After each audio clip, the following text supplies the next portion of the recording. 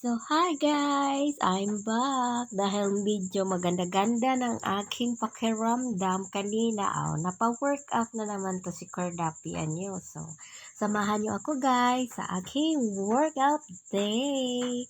So, disclaimer sa mga taong hindi gusto ang video na to, please skip the video and maghanap kayo ng video gusto nyong panoorin dahil ang video na to ay para lang sa taong gustong matuto mag-workout dahil kahit sa bahay lang, na walang may ginagamit sa sarili. So ako, dahil may nabili ako sa pag-workout, gagamitin natin to ang ating pang-workout equipment para may silbi naman, diba?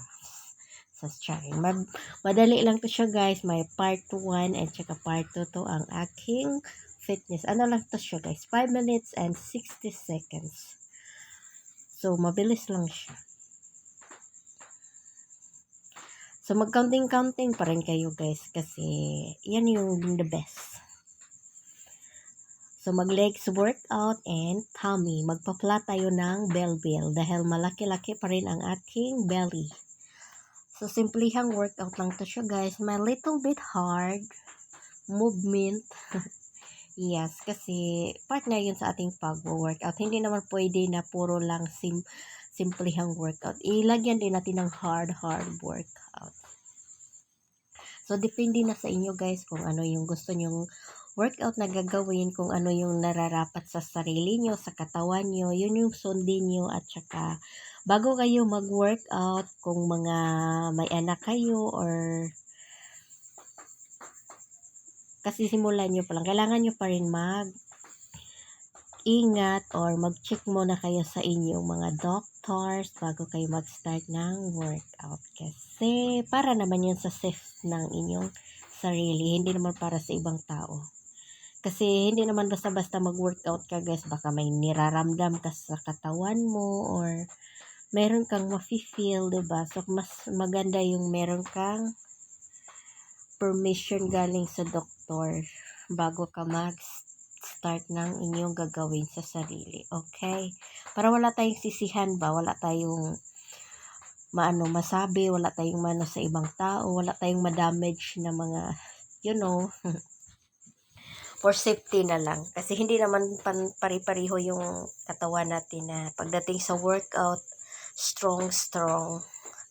So, ayaw ko naman ma-hurt kayo. Ma-hurt. Nag-Englishera ang palaka. So, sa akin, dahil sanay naman ako sa aking workout, hindi na bago yan.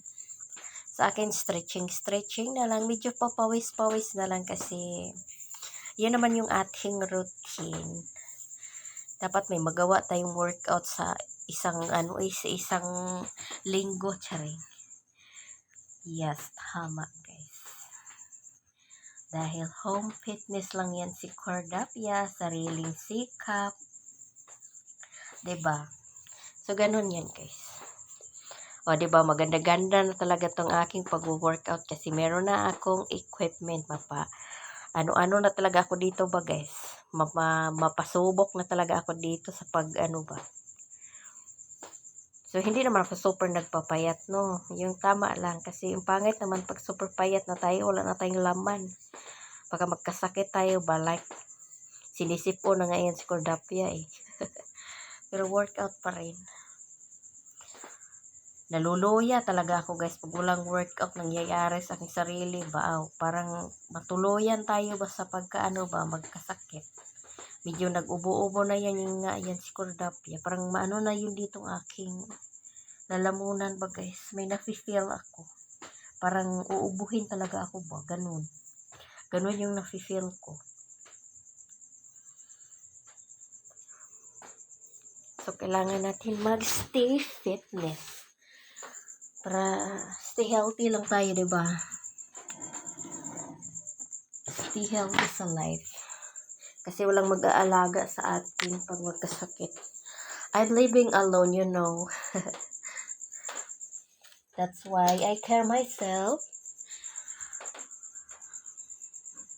Kasi yun naman tama. So anyway guys, dito na tayo magtatapos and thanks for watching. See you to my next part 2 workout. Pero i-upload ko siya ngayong gabi. Maybe, yeah. Para wala na akong gagawin bukas kasi bukas I'm busy.